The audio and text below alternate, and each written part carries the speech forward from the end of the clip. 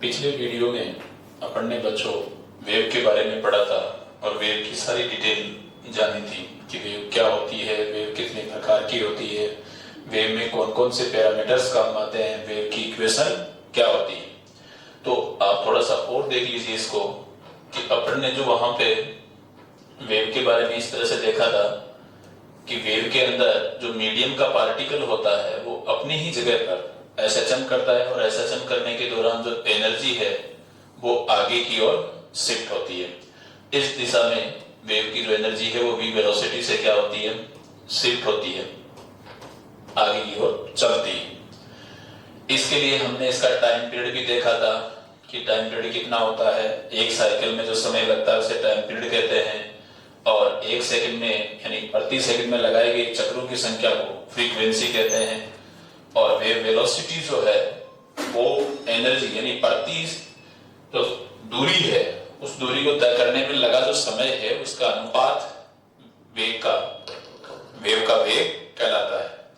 इस चीज को हम ऐसे भी देख सकते हैं, अगर इनका रिलेशन देखना चाहें तो F equal 1/t, F equal 1/t आवर्ती और आवर्तकाल में ये संबंध होता है। इस चीज के लिए आप ये देखिए डायग्राम, यहां से ये देखिए मीडियम का जो पार्टिकल है वो अपनी ही जगह पे क्या कर रहा है, एसएचएम कर रहा है। यहां से देखिए इसको पूरा, जो मीडियम का पार्टिकल है वो अपनी ही जगह पर क्या कर रहा है, एसएचएम कर रहा है, जबकि एनर्जी आगे की ओर क्या हो रही है, शिफ्ट हो रही है।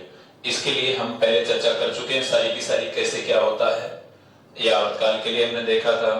और इसके अलावा जो हमने देखी थी वैल्यू वो ओमेगा के लिए भी देखा था कि ओमेगा कितना होता है। तो ओमेगा के लिए अपन ने फॉर्मूला देखा था, ओमेगा इक्वल 2 पाई एफ। ओमेगा इक्वल कितना होता है, 2 पाई एफ। और इसका जो संचरण नियतांक है के वो कितना होता है, 2 पाई बाई लेम्डा। और वेव की जो वेलोसिटी है वो कितनी होती है, लेम्डा इंटू एफ। इन तीनों की सहायता से हम इनमें भी आपस में एक रिलेशन बना सकते हैं। वो रिलेशन कैसे बनाएंगे तो जरा देखिए, v इक्वल, मैं सबसे पहले फ्रीक्वेंसी का मान रखता हूं तो वो कितना आएगा, ओमेगा अपॉन 2 पाई, ओमेगा अपॉन 2 पाई। और यहां पर अगर आप k का मान रखोगे तो वो आएगा 2 पाई अपॉन लेम्डा। 2 पाई से 2 पाई कैंसिल हो गई तो v इक्वल कितना बचा, ओमेगा अपॉन लेम्डा। इसके बारे में हम पहले पढ़ चुके हैं कि लेम्डा क्या होता है, फ्रीक्वेंसी क्या होती है, के क्या होता है। ये फॉर्मूले भी आप नोट कर सकते हो, आपके काम का है। ये भी ये पहले हम नोट कर चुके हैं। और ये सिचुएशन हम देख भी चुके हैं कि जब लेम्डा है, समान कला वाले जो कण होते हैं इनके बीच की जो दूरी है वो क्या कहलाती है, तरंगदैर्घ्य कहलाती है। और यहां से यहां तक जब ये एनर्जी इस पॉइंट से लेके इस वाले पॉइंट से लेके यहां तक पहुंचती है तो ये पार्टिकल एक चक्कर अपना कंप्लीट कर लेता है। इसको आप इस डायग्राम से भी समझ सकते हो। ये देखिए यहां से अपन ने देखा था कि इस तरह से ये वाला जो पार्टिकल है, ये वाला पार्टिकल जब एक राउंड पूरा करता है यहां पे, तो उसी दौरान ये सर्किल के अंदर एक सर्किल अपना कंप्लीट कर लेता है। और इसके लिए इनको 2 पाई कलांतर और लेम्डा फतांतर की दूरी तय करनी पड़ती है और इसमें लगा हुआ समय क्या कहलाता है, एक आवर्तकाल कहलाता है। ये स्टडी हम पहले कर चुके हैं।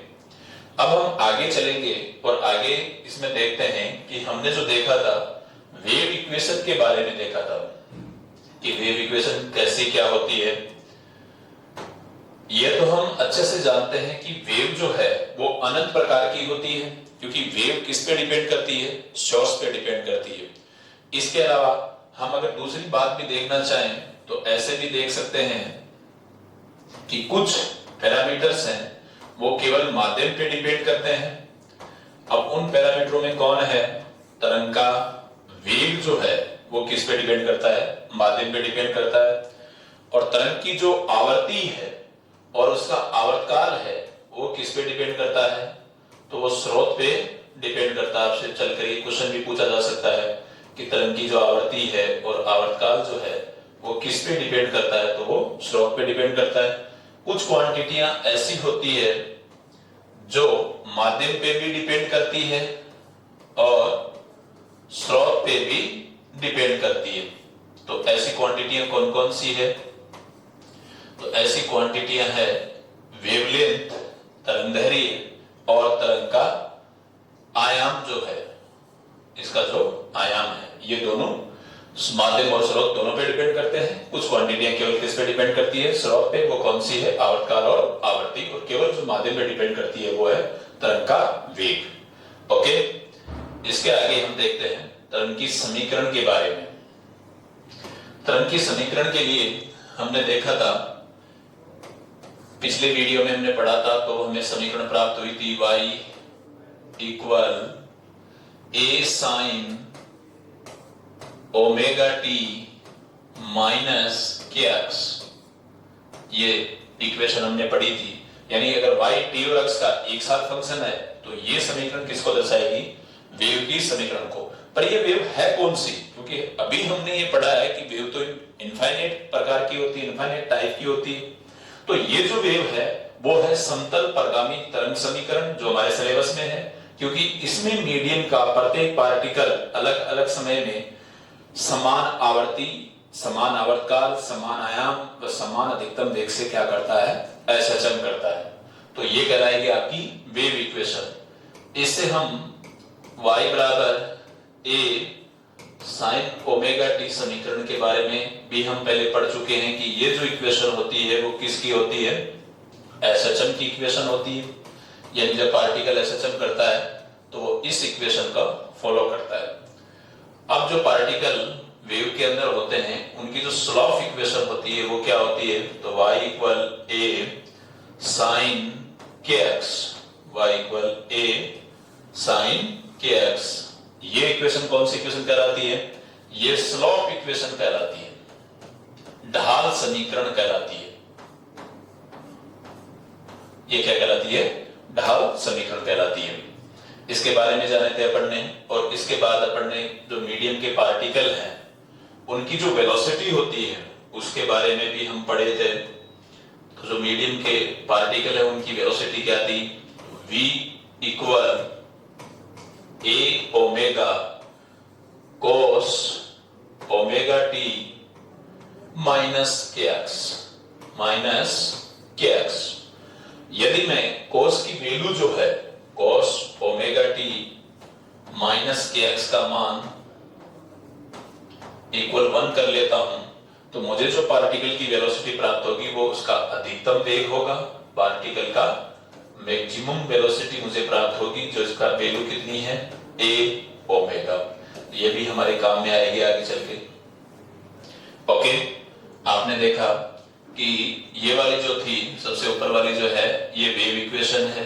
इस वेव इक्वेशन के अंदर प्लस भी हो सकता है, माइनस भी, उसकी चर्चा हम पिछले वीडियो में कर चुके हैं। और फिर इस वेव इक्वेशन से हमने किसको बनाया? एसएचएम इक्वेशन को। एसएचएम से हमने स्लॉफ इक्वेशन को। आगे चल के हम इन इक्वेशनों की सहायता से वापस एक दूसरी इक्वेशन को कन्वर्ट भी कर सकते हैं, जिसकी क्वेश्चन हम आगे करेंगे।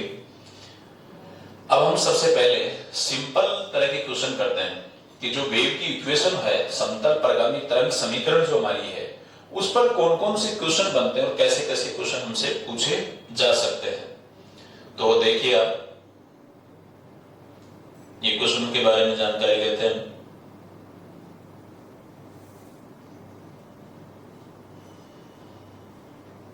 ये लीजिए, ये इसके क्वेश्चन रहे। ये देखिए आप, इन क्वेश्चनों को नोट भी करते जाइए साथ साथ। ये दिखाई दे रहे होंगे आपको। इसमें पहला क्वेश्चन है कि निम्न समीकरणों के लिए आयाम, कोणीय आवर्ती तथा आवर्ती का मान ज्ञात करें। जिसके अंदर हमें दिया गया है कि y इक्वल 5 साइन 20t। पहला क्वेश्चन क्या दिया गया है? y equal 5 sine 20t। इसे कैसे सोल्व करेंगे? देखिए आप, इन्होंने जो इक्वेशन हमें दी है वो इक्वेशन ये है, y equal 5 sine 20t okay, इस इक्वेशन को अभी हम थोड़ी देर पहले ऊपर देख के आए थे कि इस टाइप की जो इक्वेशन होती है वो किसकी होती है, एसएचएम की होती है। तो ये इक्वेशन किसकी है, एसएचएम, जो माध्यम के कण हैं जो एसएचएम करते हैं उनकी ये इक्वेशन दी गई है। और वहां पर जो इसके साथ में क्वांटिटी आती है तो ये वाली वैल्यू किसको दर्शाती है, आयाम को। तो ये तो बहुत सिंपल सा क्वेश्चन है। इसके अंदर यहाँ पर जो 5 है वो किसको दर्शा रहा है, एम्पलीट्यूड को दर्शा रहा है, आयाम को दर्शा रहा है। साइन फंक्शन के अंदर जो t के साथ वैल्यू आती है वो किसे शो करती है, ओमेगा को। तो यहाँ ओमेगा की वैल्यू कितनी हो गई, 20 हो गई। अब हमें इसके साथ एक क्वेश्चन और पूछा गया है कि इसकी फ्रीक्वेंसी क्या होगी। तो फ्रीक्वेंसी कैसे निकालोगे आप, चूंकि हम जानते हैं कि ओमेगा इक्वल क्या होता है, 2 पाई f होता है। तो f इक्वल कितना हो जाएगा, ओमेगा अपॉन 2 पाई। तो ओमेगा की वैल्यू कितनी है यहाँ पे 20। अगर मैं 20 को 2 पाई से डिवाइड कर दूं, 20 डिवाइड बाय 2 पाई, तो वैल्यू निकल कर जो आएगी आपके पास वो कितनी आएगी, 10 पाई हर्ट्ज। तो ये उस वेव की क्या आ गई, इक्वेशन, सॉरी एसएचएम की क्या आ गई, इक्वेशन आ गई। ओके, इसको आप अगर और दोबारा से नोट करना चाहते हो तो यहां से कर सकते हो। ये इसकी वैल्यू हमने निकाल दी। इसके बाद इसका जो अगला क्वेश्चन है, अगला क्वेश्चन क्या कह रहा है कि y इक्वल 3 + 2 sin 20 पाई t। ये सेकंड क्वेश्चन है इसका, y इक्वल 3 + 2 sin 20 पाई t। इसे कैसे सोल्व करना है, तो इसे अगर आप सोल्व करना चाहते हो तो देखिए इन्होंने जो इक्वेशन दी है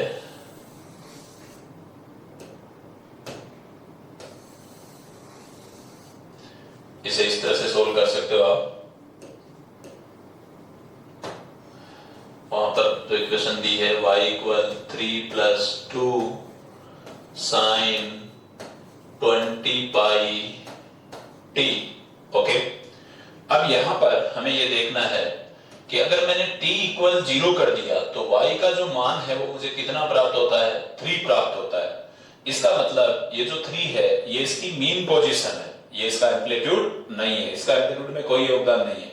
आयाम का अर्थ ये होता है कि जब किसी भी वेव को हम इनिशियल में कितनी एनर्जी देते हैं जिसके कारण से इसको कितना मैक्सिमम डिस्प्लेसमेंट प्राप्त होता है। तो यहाँ पर जो इनिशियल स्थिति के अंदर डिस्प्लेसमेंट दिया है वो इसके पास पहले से वो हमने नहीं दिया है, इसलिए इस इक्वेशन के अंदर जो एम्पलीट्यूड की वैल्यू है वो कितनी है, 2 है।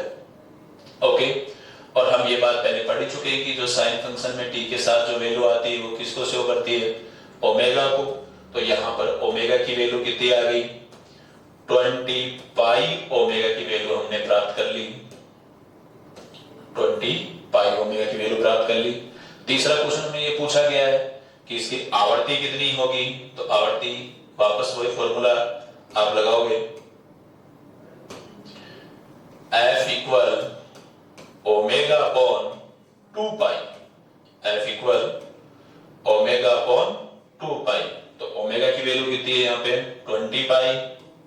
तो 20 पाई को आप किससे डिवाइड करने वाले हो, 2 पाई से। तो आपको क्या प्राप्त हो जाएगी, 10 हर्ट्ज जो है उसकी वो फ्रीक्वेंसी आ जाएगी, 10 हर्ट्ज इसकी फ्रीक्वेंसी प्राप्त हो जाएगी। ओके, इस क्वेश्चन को भी आप नोट कर सकते हो, यहाँ पे 10 प्राप्त हुआ है अपने को। हमने 2 क्वेश्चन सोल्व कर लिए हैं। तीसरा क्वेश्चन देखिए आप, तीसरा क्वेश्चन क्या है, y इक्वल 4 sin स्क्वायर 30 पाई t, y equal 4 sin square 30 पाई t। इसे सोल्व कीजिए। तो हमने देखा कि ये जो क्वेश्चन है वो लिखा हुआ है y इक्वल 4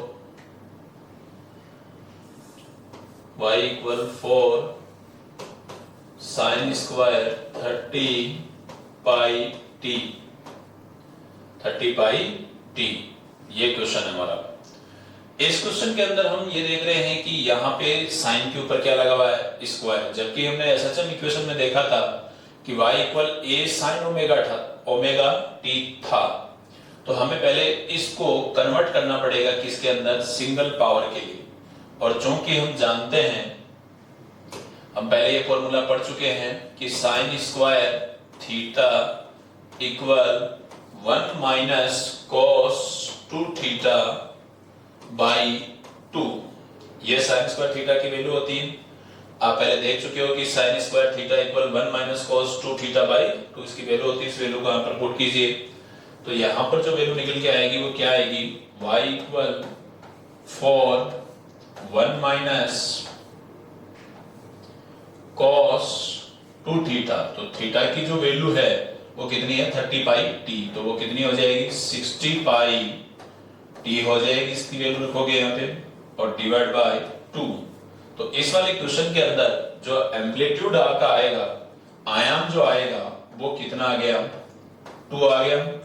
और जो कॉस के अंदर, कॉस के फंक्शन के अंदर t के साथ में जो वैल्यू है वो किसको दर्शाएगी, ओमेगा को दर्शाएगी, जिसका मान कितना है 60 पाई। इसकी वैल्यू कितनी है 60 पाई है। अब इन्हीं की सहायता से हमें क्या निकालना है, तो आगे जो हमें सोल्व करना है वो इसकी फ्रीक्वेंसी देखनी है। तो इसकी फ्रीक्वेंसी देखिए आप कैसे निकालोगे, तो f इक्वल ओमेगा बाई 2 पाई।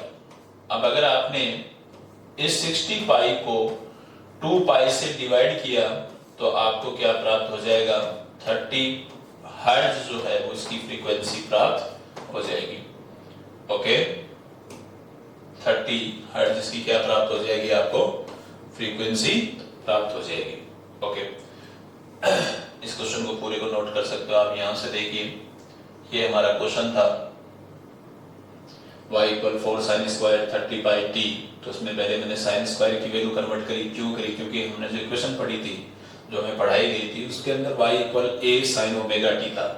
तो इसको सिंगल पावर में कन्वर्ट करके और जो डाटा इन्होंने दिए थे वो मैंने ज्ञात कर लिए। अगला क्वेश्चन देखिए आप, इसका अगला क्वेश्चन क्या है।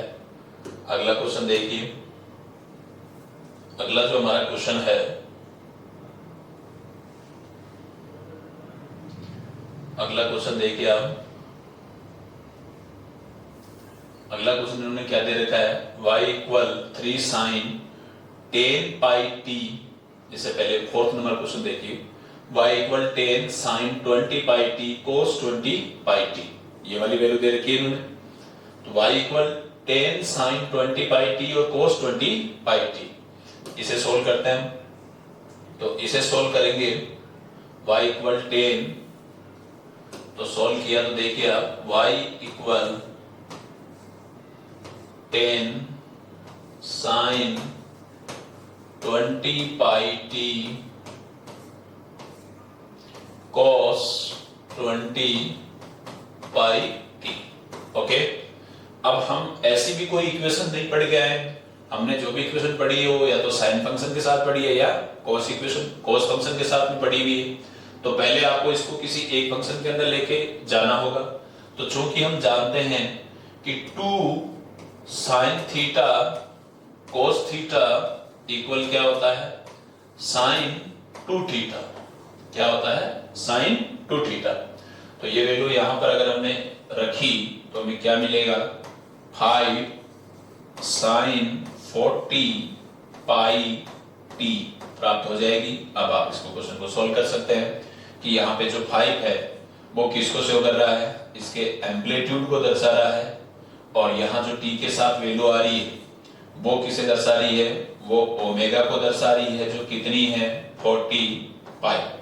और यहाँ पे जो फ्रीक्वेंसी आप निकालोगे वो कितनी आ जाएगी 40 pi divide by 2 pi.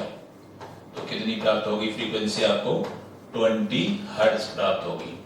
Okay, कितनी प्राप्त हुई है 20 हर्ट्ज। तो हमने इस क्वेश्चन में ये सीखा है कि जो इक्वेशन हमें पढ़ाई गई थी, अगर उसकी इक्वेशन में हमें क्वेश्चन नहीं दिया हुआ हो तो पहले आप उसे उसके अंदर कन्वर्ट करें। जैसे मैंने यहाँ पर साइन और कोस दोनों जो फंक्शन दिए हुए हैं, इन दोनों फंक्शनों को पहले किसमें कन्वर्ट किया है, साइन के अंदर कन्वर्ट किया और फिर इस क्वेश्चन को सोल्व किया है। ओके, अब अगला क्वेश्चन देखिए इसी का क्या था। अगला क्वेश्चन जो है वो ये दे रखा है y इक्वल 3 साइन 10 पाई t प्लस 4 cos 10 पाई t। y equal 3 sign 10 pi t plus 4 cos 10 pi T दे रखा है। तो इस क्वेश्चन में हम देखेंगे कि यहां पर जो उसने फंक्शन यूज किए हैं वो दोनों यूज किए हैं, यहां पर भी 3 sin 10 pi t plus 4 cos 10 pi T. Okay, अब आप इस तरह की क्वेश्चन के अंदर ये देख रहे हो कि यहां पर भी हमें साइन और कोस दोनों फंक्शन प्राप्त हो रहे हैं, लेकिन यहां पर बीच में कौन सा चिन्ह लगा हुआ है? प्लस का चिन्ह लगा हुआ है, जो हमें ये दर्शा रहा है कि दो एसएचएम समीकरणों को एक बिंदु पर अध्यारोपित किया गया है और अध्यारोपण के फलस्वरूप कोई एक समीकरण हमें प्राप्त होगी। वो समीकरण कैसे प्राप्त होगी उसके बारे में बताता हूं मैं अभी। पहले आप ये समझिए कि अगर साइन और कोस दोनों फंक्शन प्लस में हो तो इसका मतलब होता है कि जो क्वेश्चन हमें बताना चाह रहा है वो ये कहना चाह रहा है कि दो एसएचएम समीकरणें थी और दोनों को अध्यारोपित कर दिया गया है। तो अध्यारोपण के फलस्वरूप कोई एक समीकरण हमें प्राप्त होगी। तो वो समीकरण कैसे प्राप्त करेंगे? देखिए 3 sin 10 pi t 10 pi t plus 10 pi t plus ये जो 4 है इसको हम क्या करने वाले हैं? कोस को हम कन्वर्ट करेंगे साइन के अंदर। तो कोस को साइन में अगर आप लेके जाओगे तो कितना आएगा? Sine 10 pi t 10 pi t plus pi by 2 plus pi by 2, यानी कि इन दोनों समीकरणों में किसका डिफरेंस आ रहा है? जैसे कई बार बच्चों के साथ में ये दिक्कत भी हो जाती है कि सर यहाँ प्लस आएगा या माइनस आएगा, गलती हो सकती है। तो इसे कैसे देखा जाए कि यहाँ पे जो हमने कोस को कन्वर्ट किया साइन में वो कैसे आएगा? तो जरा देखिए, आप यहां से ऐसे लिख सकते हो sine theta plus pi by 2, sine theta plus pi by 2। तो sine theta plus pi by 2 को देखिए, खोलिए, आप कैसे खोलोगे? तो हमें प्राप्त हुआ sine theta cos pi by 2 plus cos theta sine pi by 2। अगर आप इसे सोल्व करोगे तो आपको केवल क्या प्राप्त होगा? Cos theta. इट मींस जो आपने ये लिखा है वो बिल्कुल करेक्ट है। वहां पर आपने लिखा 10 pi t plus pi by 2, तो किसको कन्वर्ट कर लिया मैंने? कोस को साइन में। अब ये दोनों फंक्शन एक जैसे आ गए, लेकिन अभी भी इन दोनों फंक्शनों के बीच में फेज डिफरेंस है, कलांतर है। अभी कलांतर के बारे में हम और डिटेल में आगे चल के पढ़ेंगे। फिलहाल आप ये देखिए कि कलांतर का जो वैल्यू है वो कितनी है दोनों के बीच? पाई बाई 2 की। तो आपको पता है कि जो एम्पलीट्यूड है वो वेक्टर क्वांटिटी की तरह व्यवहार करती है। हालांकि वो वेक्टर क्वांटिटी नहीं होती है, लेकिन वो बिहेव किसकी तरह करती है? वेक्टर क्वांटिटी की तरह। और अगर दोनों के बीच में जो कलांतर आ रहा है वो कलांतर अगर पाई बाई 2 हो, दोनों के बीच जो कलांतर आ रहा है अगर वो कलांतर पाई बाई 2 हो यानी 90 डिग्री का हो, तो इनका जो रिजल्टेंट एम्पलीट्यूड आएगा वो कितना आएगा? 3 स्क्वायर प्लस 4 स्क्वायर रूट। अब इसे सोल्व करोगे तो आपको पता है क्या मिलने वाला है आपको?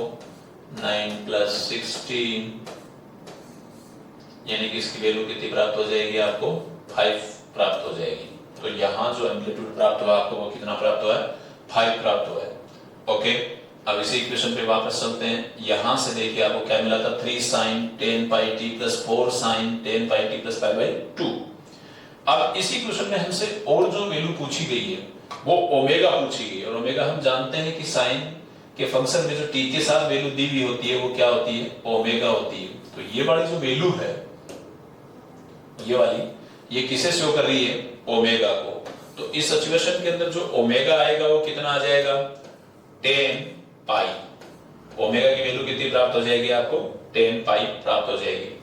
और अगर इसी से हम फ्रीक्वेंसी की वैल्यू निकालना चाहें, इसी से अगर हम फ्रीक्वेंसी की वैल्यू निकालना चाहें तो फ्रीक्वेंसी कितनी आ जाएगी? F equal 10 pi divide by 2 पाई। तो कितना प्राप्त होगा आपको? ये 5 हर्ट्ज प्राप्त हो जाएगा। कितना प्राप्त हो जाएगा 5 हर्ट्ज। इस पूरे क्वेश्चन को आपने समझ लिया होगा। अब आप इसके नोट भी कर सकते हो। देखिए ये हमारा क्वेश्चन था और इसके बारे में मैंने बताया कि यहाँ पर दो एसएचएम समीकरणों का अध्यारोपण किया गया है। तो मैंने पहले कोस को किसके फंक्शन में ले लिया, साइन में, ताकि मैं इसकी रिजल्टेंट एम्पलीट्यूड को ज्ञात कर सकूं। तो कोस को जब साइन में कन्वर्ट किया तो मुझे प्राप्त हुआ tan pi t plus pi by 2। वहां पर जो कालांतर प्राप्त हुआ है वो कितना है, पाई बाई 2। हम जानते हैं कि आयाम जो है वो एक वेक्टर क्वांटिटी की तरह व्यवहार करता है, हालांकि वो वेक्टर होता नहीं है। तो इसलिए हमने रिजल्टेंट जो वैल्यू निकाली एम्पलीट्यूड की वो कैसे निकाली, 3 का स्क्वायर प्लस 4 का स्क्वायर, जिसके कारण से मुझे 5 प्राप्त हो गया। और इस इक्वेशन के अंदर जो साइन का फंक्शन में टी के साथ वैल्यू थी tan पाई, वो किसे रिप्रेजेंट कर रही थी, ओमेगा को। और फिर मैंने ओमेगा से किसकी वैल्यू निकाल ली, फ्रीक्वेंसी की वैल्यू निकाल ली। ओके, चलो अब हम अगला क्वेश्चन सॉल्व करते हैं। अगला क्वेश्चन क्या कह रहा है, ये देखिए।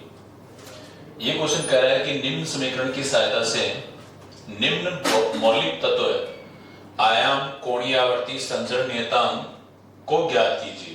तो इसकी वैल्यू ज्ञात करते हैं हम। फर्स्ट इक्वेशन को देखिए आप। फर्स्ट इक्वेशन के अंदर आपको दे रखा है y equal 0.3 sine 314 t minus 1.57 अक्ष। अब हम जानते हैं कि यदि y जो है वो आपके t और अक्ष दोनों का फंक्शन अगर एक साथ हो तो वो समीकरण होती है, वेव की समीकरण होती है। और ये तो वैसे समतल प्रगामी तरंग समीकरण है जो हम पहले पढ़ चुके हैं। अब इसको अगर सोल्व करना है तो कैसे सोल्व करेंगे कि यहाँ साइन के साथ जो डाटा लिखा हुआ है वो किसको दर्शा रहा है, इस समीकरण के आयाम को दर्शा रहा है। तो इस क्वेश्चन का जो सॉल्यूशन है वह है 0.3 इसका एम्पलीट्यूड आ जाएगा। और जो t के साथ लिखा हुआ है वो क्या होगा, वो ओमेगा होगा, जिसकी वैल्यू कितनी है 1314। ओके, इसी तरह से जो अक्ष के साथ वैल्यू लिखी हुई आती है वो किसको रिप्रेजेंट करती है, k को रिप्रेजेंट करती है। तो यहाँ पर k की वैल्यू कितनी हो जाएगी 1.57। ये बात इसने पूछी है। इसके अलावा अगर आप इसमें और भी वैल्यू ज्ञात करना चाहो, जैसे आपसे पूछ लिया जाए कि यहाँ पर पार्टिकल की मैक्सिमम स्पीड क्या होगी, वेलोसिटी क्या होगी, तो भी आप इसको निकाल सकते हो। वो कैसे निकलेगी, v इक्वल v जो मैक्सिमम मान होगा उसका सूत्र होता है v मैक्सिमम a ओमेगा। और ये किसकी वैल्यू है, कण का अधिकतम वेग है। ये भी अगर हम निकालना चाहें तो निकाल सकते हैं इन दोनों डिजिट्स को गुणा करके। क्वेश्चन ने नहीं पूछा है, मैं खुद ही बता रहा हूं। आगे देखिए अगला क्वेश्चन जो है, अगले वाला क्वेश्चन हमें क्या बता रहा है। अगला ये कह रहा है कि दी गई सिचुएशन के अंदर a, ओमेगा और k का मान ज्ञात कीजिए। पर हमने देखा कि ये जो इक्वेशन इसने दे रखी है ये इक्वेशन वेव की नहीं है, इसने दो एसएचएम को सुपरपोज करके एक इक्वेशन दे रखी है। तो यहाँ पर k का मान संभव नहीं है क्योंकि एसएचएम में केवल जो वैल्यू आ रही है वो फिक्स अक्ष के लिए आती है। यहाँ पर हम लोग इसका एम्पलीट्यूड जरूर निकाल सकते हैं। इस क्वेश्चन का जो टाइप है इसको हम पहले भी देख चुके हैं कि किस तरह से ये क्वेश्चन सॉल्व किया जाता है। यहाँ पे लिखा हुआ है साइन और कॉस। तो पहले तो आप इसको ऐसे लिखी root a y equal 1/√a sine omega t plus 1/√b। Cos को आप किस में कन्वर्ट कर लीजिए, साइन में कन्वर्ट कर लीजिए। तो कैसे कन्वर्ट हो जाएगा, omega t plus pi by 2, इसके अंदर ये कन्वर्ट हो जाएगा। यानी कि दोनों के बीच का जो कलांतर है वो कितना आ गया, पाई बाई 2 आ गया। अब अगर पाई बाई 2 आ गया और दो ये जो एसएचएम समीकरणें थी पाई बाई 2 कलांतर के ऊपर अध्यारोपित हो रही है। और हम पहले भी इस बात पर चर्चा कर चुके हैं कि अगर ऐसी सिचुएशन हो तो हम इसको वेक्टर की तरह सोल्व कर सकते हैं। तो करिए इसको सोल्व। तो जब हमने इसको सोल्व किया एम्पलीट्यूड निकालने के लिए तो वैल्यू कितनी आई, 1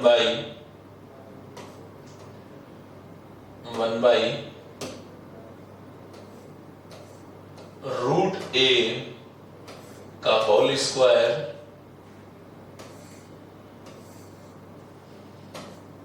प्लस 1 बाई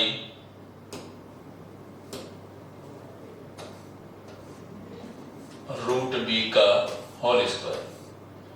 इसे आप सॉल्व करोगे तो क्या मिलेगा आपको? इस वाली इक्वेशन को अपने को सॉल्व करना है, तो 1 by A plus 1 by B का रूट, तो यहां से ये में प्राप्त हुआ A B plus A upon B plus A upon A B root. Okay, ये सेकंड क्वेश्चन का सॉल्यूशन हो गया हमारा। ये देख लीजिए दोबारा से आप, ये सेकंड वाला क्वेश्चन था आपका जिसको हमने सॉल्व कर लिया इस तरह से। यहाँ पे हम लोग इसकी ओमेगा जरूर निकाल सकते हैं, जो ओमेगा ही रह जाएगी। इसके अलावा के का मान नहीं निकाल सकते क्योंकि ये एक एसएसएम समीकरण है, वेव समीकरण नहीं है। अब नेक्स्ट क्वेश्चन देखिए आप। अगला क्वेश्चन जो इन्होंने दे रखा है वो ये दे रखा है कि y equal 1.2 sine pi 3.5x plus 0.5t। Okay, अब यहां पे जो ये इक्वेशन ली गई है, इस इक्वेशन के अंदर जो साइन के साथ जो वैल्यू आएगी वो वैल्यू किसको शो करने वाली है? आयाम को शो करती है। तो यहां पर सीधा सीधा क्वेश्चन सॉल्व हो जाएगा कि आयाम का मान आ गया 1.2। आयाम की जो वैल्यू आई है ये 1.2। अब साइन और कोष्टक के बीच में जो पाई लगी हुई है, इस पाई को किससे गुणा करना पड़ेगा? अपने को कोष्टक के अंदर ले जाना पड़ेगा। तो ये जो मान है वो हो जाएगा 1.2 साइन 3.5 पाई x प्लस 0.5 पाई t। ये इक्वेशन इस तरह से लिखी जाएगी। तो यहां पर जो वैल्यू अक्ष के साथ है वो किसे रिप्रेजेंट करती है? वो पूरी की पूरी k को रिप्रेजेंट करती है। तो ये वैल्यू किसकी आ गई? k की आ गई। और जो t के साथ है वो किसे शो कर रही है, किसे दर्शाती है? ओमेगा को दर्शाती है।